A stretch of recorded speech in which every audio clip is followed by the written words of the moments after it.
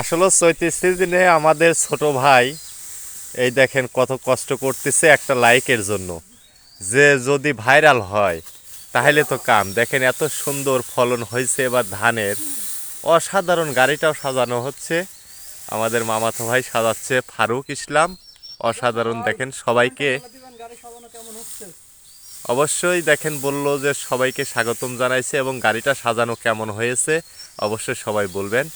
আমাদের আরেকটা মামাতো ভাই, এরা ছোট, তো আমাদের এই ভাইটাও দেখেন অসাধারণ সুন্দর পরিবেশে এই ধানগুলো উঠাই দিচ্ছে।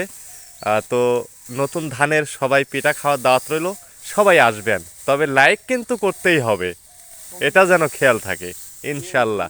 লাইক শুধু লাইকই নয়, কমেন্টও করবেন, কপি লিঙ্ক করে দিয়েন, হ্যাঁ বেশি করে, এবং শেয়ার করে দিবেন বেশি করে।